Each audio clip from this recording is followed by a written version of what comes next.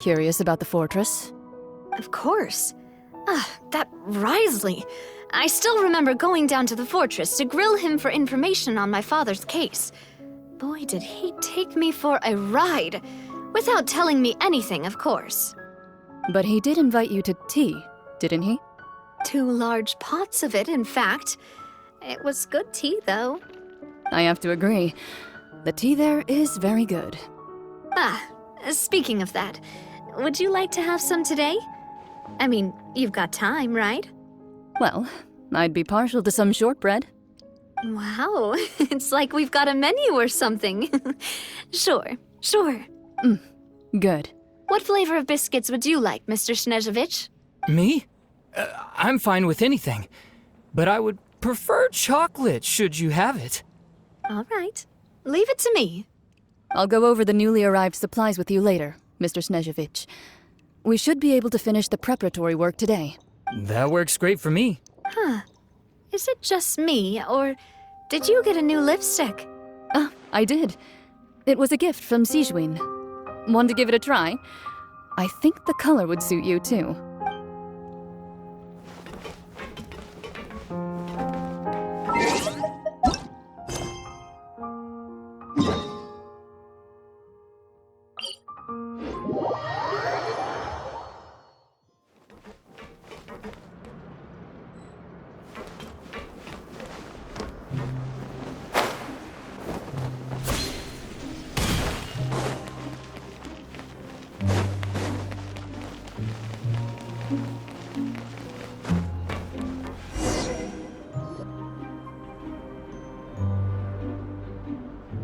Wow, guess we're here again, huh?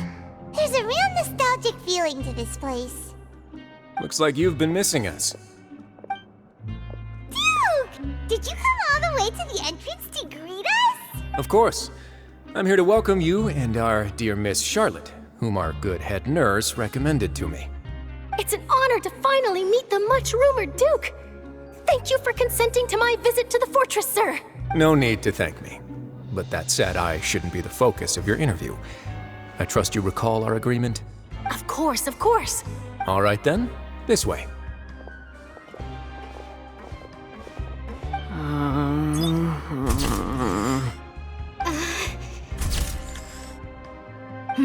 Hey, no need to be so nervous. I've already taken all the photos we need. Miss Charlotte, do these pictures really need to be published on the cover of the Steambird? It would seem that Miss Lorvine doesn't want her face to appear beside that of Mr. Jurier, Sir, please don't say things like that. But it looks like dear Mr. Jurier denies it. Might this interview be very important to you then? No, I just...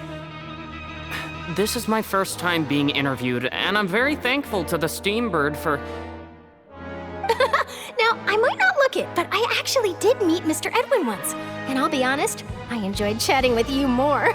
You've definitely got more of that genius vibe going on. The boat that brought about a miracle, the ark that saved the people. Why, you recreated a myth back there, like an emissary of legend. Still, if I might ask, where's that flying ship now? Huh! Looks like Charlotte's trying to get herself another exclusive scoop. I have to apologize, but that ship is presently in the bowels of our factory. I'm afraid it won't be easy for you to get a shot of it. Really? Well, then in that case, could I have an interview with you to make up for that loss?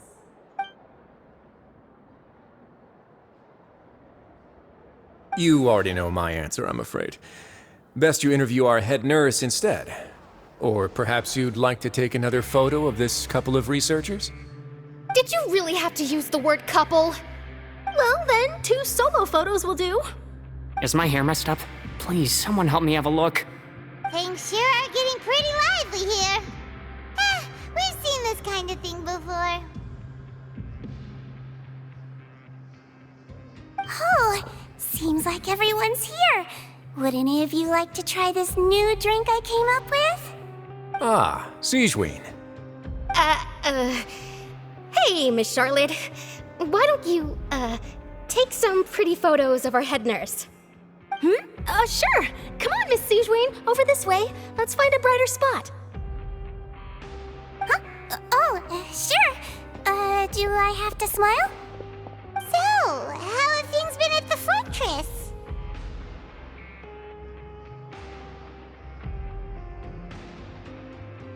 Same old, as you can see. Fontaine's undergone some changes, but this place is still more or less the same. Other than that flying ship, it got a tad too much attention, I think. That's why I decided to let the interview go through. We should direct more public opinions toward the behind-the-scenes heroes. Am I right, Mr. Jurrier? Miss Lurvine? You're too kind, sir. I believe that you too should have your day in the sun. Not that you would want that, which is a pity. I'll just leave the spotlight to you two.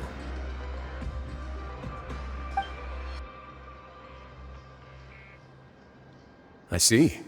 Lots of things happened that day, huh? Anyway, regarding that Harbinger, I'm not sure you remember, but his 3 young followers are still waiting for his return. He sure did win them over, huh? I'll tell them that there's good news and bad news.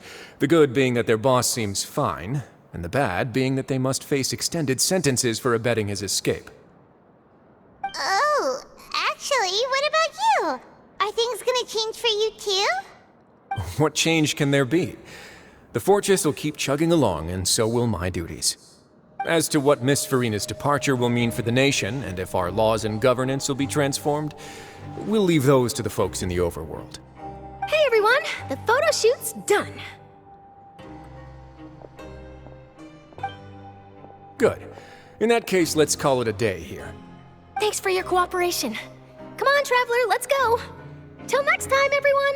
There'll be a next time? Maybe. Who knows? I might write a story about the underwater factory next time. Until then. All right, last stop, the docks. Oh, you know, I'd love to see you in one of Charlotte's photo shoots one day. Is that really necessary? Our line of work doesn't really require much photographing. It's precisely because we don't need the picture that they'll have value as keepsakes. You don't really look all that opposed to the idea, you know. Maybe I'm just happy that I managed to once again avoid the spotlight. I think this interview went well either way. Yes, you successfully kept prying eyes away by using Mr. Jurrier and Miss Lurvine as shields. Very good. You should be happy for them. They have a bright future ahead of them.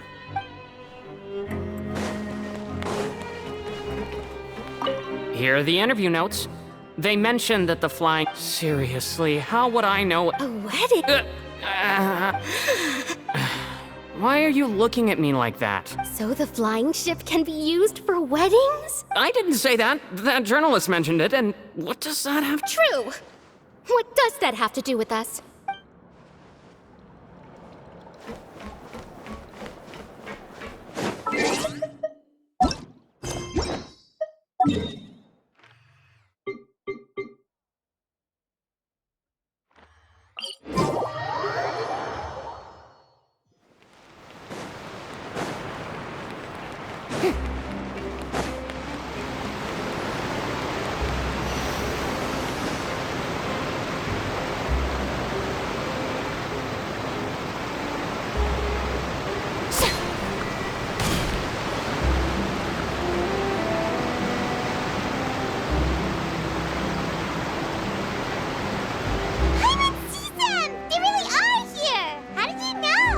Navia mentioned that she stayed in touch with Linny and the others after working together. Apparently, they've been at the docks distributing these strange pockets the whole time since. Traveler, Paimon. Ah, and Miss Charlotte, too. Would you like a magic pocket? What sort of gadget is it? It's a wondrous bag that can be used to carry many things. The water level has returned to normal, but if you see any of your things floating around, you can use this to carry them. Or you could trick a friend into doing it for you. Trick a friend? I wonder which of my friends would fall for that.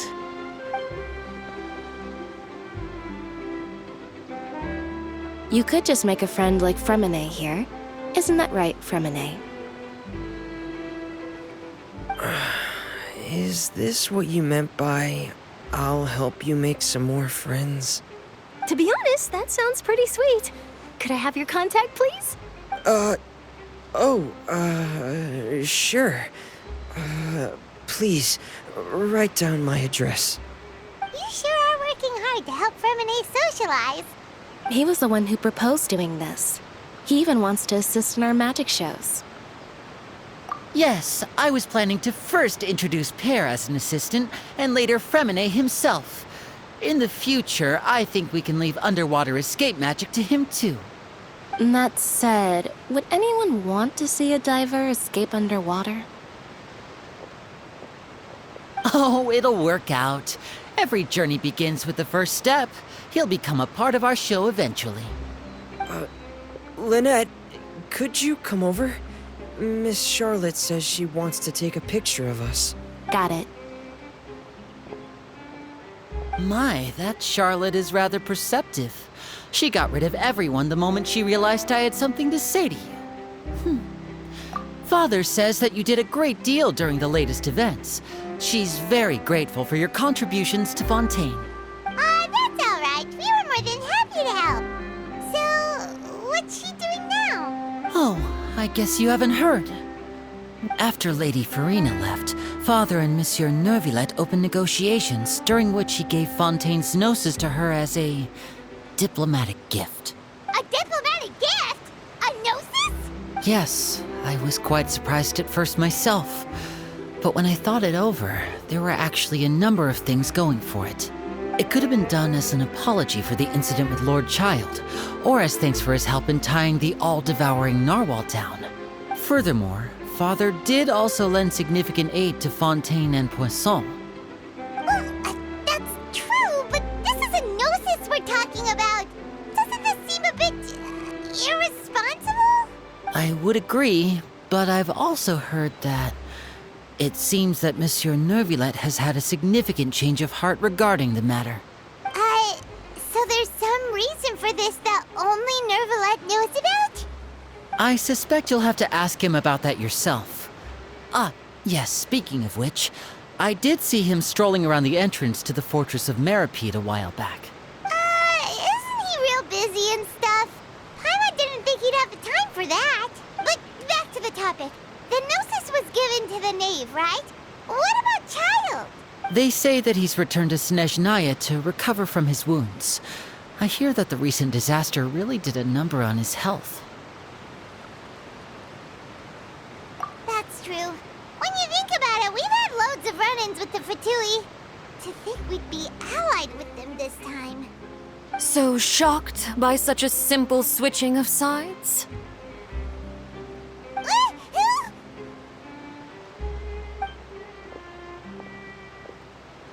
Father! Well, what do you know? Come to the docks to see how my children are doing and meet the Traveler by chance. Please do not pay my accomplishments in Fontaine too much mind. I would have done them regardless. Are you going to take the gnosis back to Snezhnaya? That is our duty as harbingers, yes. Don't be too preoccupied with sides. The goal of the Fatui concerns not a single place or person, but the entire world. With such a grand goal in mind, it is inevitable that we must wear many masks. Switching my masks is something I've always done. Well, that depends on many things. No one truly knows what the future holds. What good is honesty if you can't rely on it forever? As for you, I very much look forward to our next collaboration. Good things cannot be achieved alone, and you've proved yourselves to be great partners.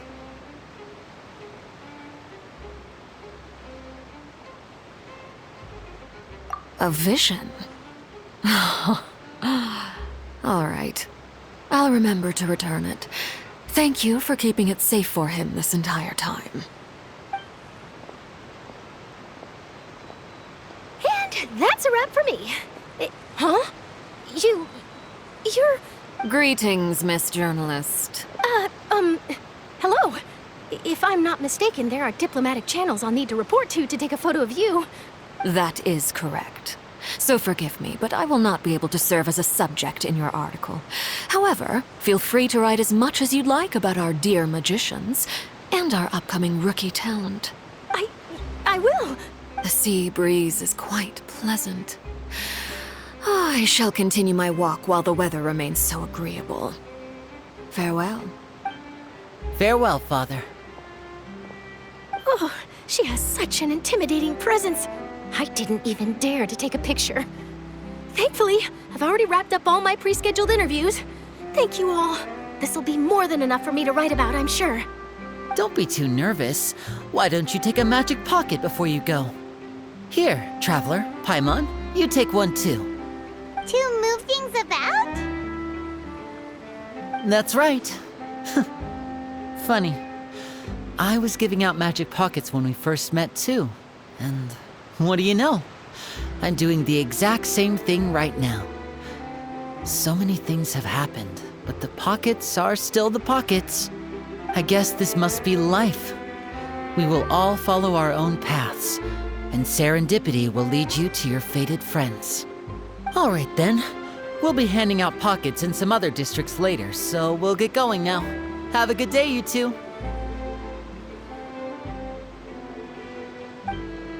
Well, guess we sent Charlotte, huh? Shall we go see how Neverlette's doing? As long as he's not so busy that he doesn't have time to chat anyway.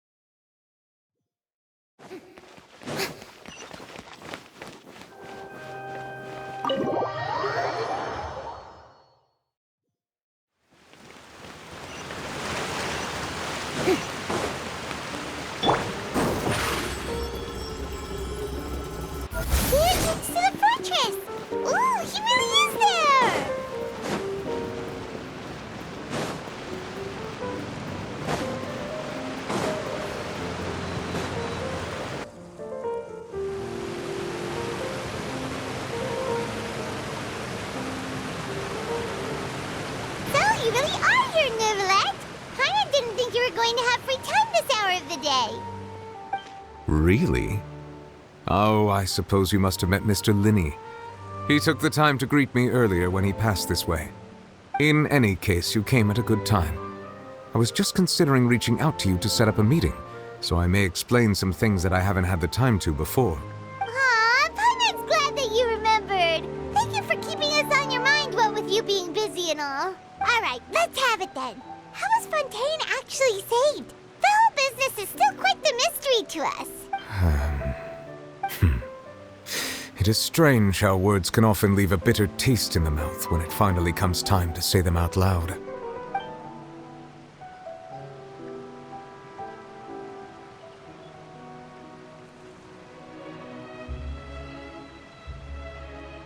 Whoa. So that's what happened? Focalor destroyed the divine throne of the Hydro Archon and restored your power to you, transforming you into a fully fledged elemental dragon sovereign! But Paimon still doesn't quite get what you did to save the Fontainians from dissolving. For me, the authority of the ancient dragons refers to absolute control over the hydro element. Fontainians were incomplete humans born of Egeria's use of the power of the primordial sea, with constitutions similar to that of mimics. But so long as those primordial energies remain within them, I could use the ancient dragon's authority to grant them true blood, after the fashion in which life was first brought into being on this planet. In other words, when I gave my verdict, Fontainians became true humans, and thus would naturally no longer be dissolved by water from the primordial sea. Focalor must have counted on you to make that decision as well. Your verdict was the key to making the prophecy appear to have come true while saving everyone.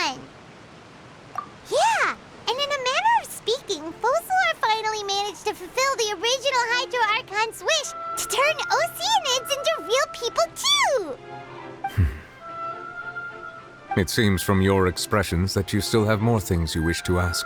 Ask away. I will tell you the truth as I know it. I have investigated his case along many avenues, and I have learned that he once fell into an unknown chasm when he was young. There, by chance, he awakened the all-devouring narwhal. But whether it be by sentiment or reason, that should not have been enough to consider him the root cause of the disaster. At most, he would have had tangential liability. As for the judgment passed by the Oratrice during the trial, whether it was due to that liability by association or... Guess Focalor had Fontanians in... hang on a second. Paimon suddenly got back when Fontanians hadn't yet become real humans. Life has always flowed like water. Do you recall how Fontanians would often come to the Fountain of Lucine to pray for children? Yeah, Lynette said the fountain is where all the waters in Fontaine converge. In truth, even those couples did not know that such prayers were no mere custom, but instead a form of ritual. Those Oceanids who were blessed within the spring water would... Paimon! Ask away. I will tell you the truth as I know it. Yeah, about that. Risley said Farina has already left. What's that all about? Ah, Lady Farina. The people are only aware that her death sentence has not been carried out. She abdicated the post of Hydro Archon and left affairs related to that title to me, before leaving the Opera House. I related Focalor's words to her faithfully and completely. After hearing them, she seemed neither saddened nor comforted. She simply said that she was tired and needed to rest. Having said that, she then packed her things and moved out of the Opera House, not unlike how an ordinary person might. But she's still got a place to stay, right? You need not worry. I will make arrangements to ensure that she will not want for food, clothing, board, or travel. In truth, I am somewhat happy for her. The wear and tear on her spirit will, of course, take time to heal, but now that she no longer has to play the role of Focalor the Hydro Archon, she can finally lay down her burdens and lead a normal life. What about you then? What are your plans now that you've regained your full powers as the Hydro Dragon? After Focalor passed on, the Oratrice also ceased to function. This matter will directly affect our trials. After much careful consideration, I've decided to take over its role in our courts. From now on, I shall hear cases and pass verdicts by myself. Looks like you're still considering stuff from the perspective of the Udex, huh? As an elemental dragon, there are indeed many things that I must do. But this power and this duty, in a manner of speaking, you could say that both were granted to me. As such, before I attend to my other responsibilities, I must first and foremost continue to serve Fontaine as its highest judge. The duty of the Hydro Sovereign and the duty of the Udex shall coexist within my person. Additionally, the Hydro Archon's departure has brought about another problem, which is that the Opera House shall no— That's true. That power was derived from the people's faith. Wait, but the various Maxim machines in the city are all still okay. Where are they getting their energy from? As I am now, I have full command over New Musia, and it can serve as a complete substitute. Another reason why I cannot quite leave Fontaine immediately. Wow. This ancient dragon's authority stuff is really quite useful, huh? Ask away. I will tell you the truth as I know it. Oh, that's right! They say you've given it to the knave as a diplomatic gift or something! Leaving aside their intentionality, the two Fatui Harbingers have indeed done much for us during this crisis. Their sole remaining goal in Fontaine, at least at this point, would seem to be the Gnosis. The Oratrice has ceased to function. The Hydro Archon's divine throne is now no more, and I do not need the Gnosis's power. As such, it has lost all meaning for Fontaine. If the Fatui have impure designs, then we might as well accede to their request now, and avoid unnecessary conflict. What complicated considerations! Paimon thought you were just giving it to them out of gratitude to the knave and as an apology to Child. Ask away. I will tell you the truth as I know it. You will soon be heading to Natlan, I presume. I'm afraid that I have little talent as a travel guide, so all I can do is tell you what I know about that land. As far as I'm aware, Natlan can be said to be a nation of dragons. A nation of dragons? You mean like you? No, I suspect that I would not find myself welcome there. Unlike ancient dragons such as myself, the dragons of Natlan have undergone long years of development and evolution. Large numbers of them have entered a form of coexistence with humanity. Natlan is also the nation of war. War ravages those lands like an undying flame. There is one other piece of information I got incidentally from my negotiations with the Knave that I believe may be useful to you. The Harbinger known as the Captain has thrown his hat into the endless ring of war. The Captain. Sounds like a real tough customer. Seriously, everywhere you look, there's a Fatui Harbinger doing their thing. I suggest that you fully prepare yourself before going to Natlan. In the meantime, Fontaine's doors will always be open to you. Ask away. I will tell you the truth as I know it. Hang on a sec. Paimon still got a question about the Gnosis. When we spoke to Linny earlier, he mentioned that your attitude towards giving away the Gnosis had clearly changed. We guessed that there might be some reason for it that only you were aware of. No wonder the House of the Hearth is the Fatui's intelligence division. They are certainly sharp. So regarding this specific issue, I was just getting ready to share something with you. What is it? In truth, I exchanged some further words with that lady named Skirk after sending you two back to the surface. It went something like this.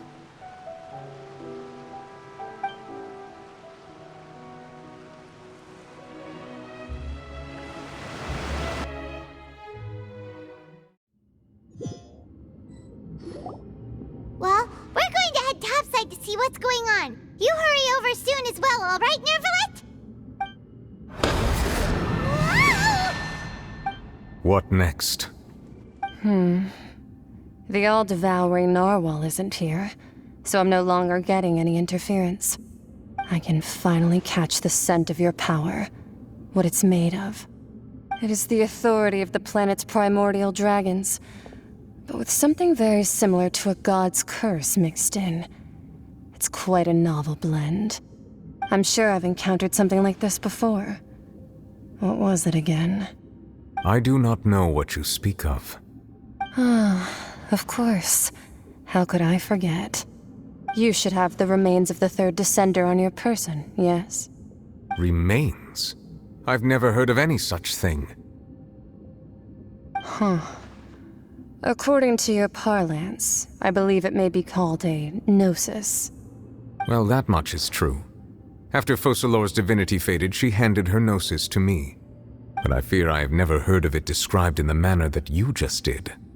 I've been training with my master, the Foul, ever since I was young, and I have never returned to the surface since.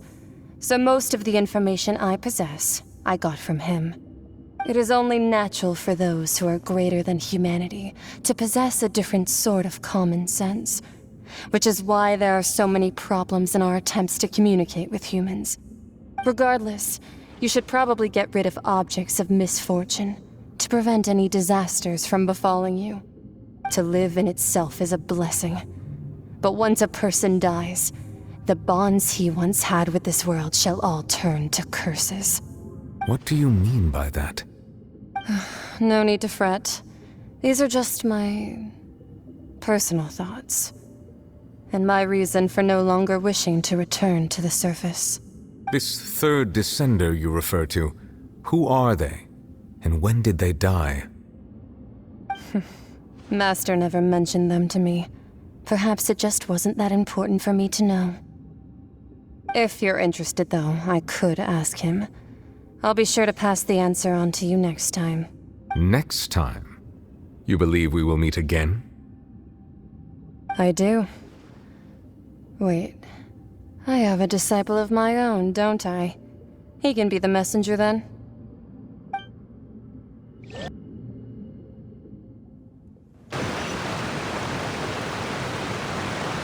That's what she told me.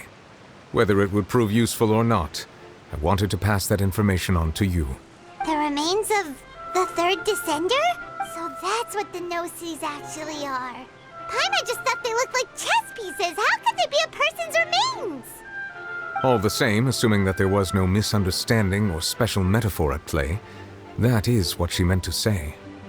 And she said that it would bring misfortune and that you should check it, which is why you gave it to the Fatui. If she speaks the truth, then I would simply be putting Fontaine at unnecessary risk by keeping it here.